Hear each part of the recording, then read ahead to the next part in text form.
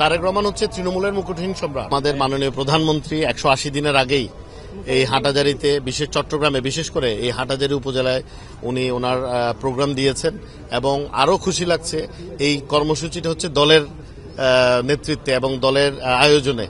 তো মানবিক যে সহায়তা কর্মকাণ্ড উনি চালাচ্ছেন, এটা সরকারিভাবেও চালাচ্ছেন, কারণ উনি গণপ্রজাতন্ত্রী বাংলাদেশের মাননীয় প্রধানমন্ত্রী। একই সাথে উনি যেহেতু বিএনপিরও চেয়ারম্যান, উনি দলকে দিয়েও এই পুনর্বাসন কার্যক্রম অর্থাৎ মানবিক কার্যক্রমগুলো চালাচ্ছেন।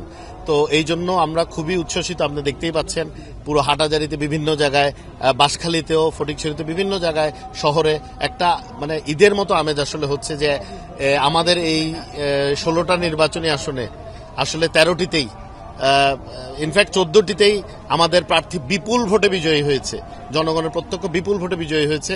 এবং এটা যে আমাদের মাননীয় প্রধানমন্ত্রী ধারণ করেছেন এবং এটাকে যে উনি অনুভব করেছেন, এই জন্যই আসলে উনি এই কর্মসূচিগুলো চট্টগ্রামবাসীর জন্য দিয়েছেন। আমরা ওনার কাছে কৃতজ্ঞ এবং আমি বিশ্বাস করি অতীতে অনেকগুলো বড় বড় সমাবেশ এখানে হয়েছে বা জমায়েত এখানে হয়েছে, তবে আমার মনে হয় এবার মাননীয় প্রধানমন্ত্রীর সফরে উনি এটা ফিল করবেন যে ওনার প্রার্থীদেরকে, ধানের শীষের প্রার্থীদেরকে চট্টগ্রামের জনগণ ওনার কারণে ভালোবেসে, কতটুকু ভালোবেসেছে এবং কিভাবে বিজয়ী করেছে।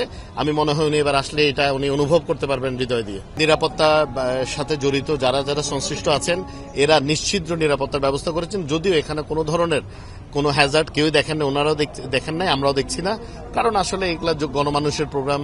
জনাব তারেক রহমান একদমই মাটির মানুষ, উনি জনগণের সাথে সম্পৃক্ত রাজনৈতিক নেতা। তো সকল প্রস্তুতি সম্পন্ন।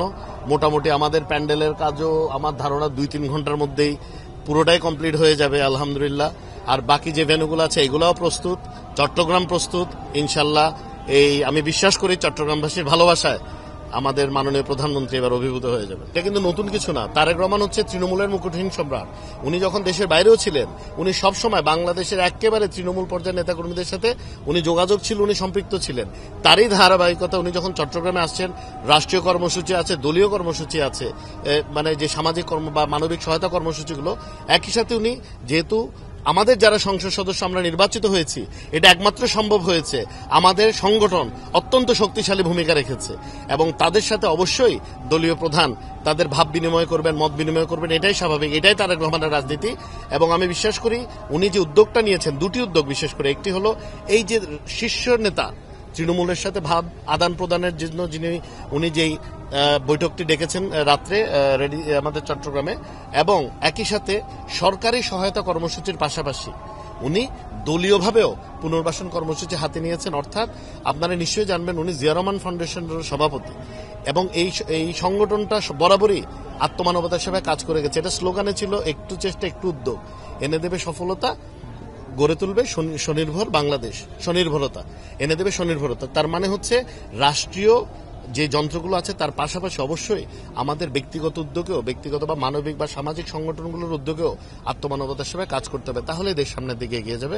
তো আমি মনে করি বাংলাদেশের রাজনীতিতে এই নতুন দুটি ধারা যুক্ত হলো, মাত্রা যুক্ত হলো এবং অবশ্যই এগুলো গণমানুষের কাছে খুবই প্রশংসিত হবে বলে আমি মনে করি।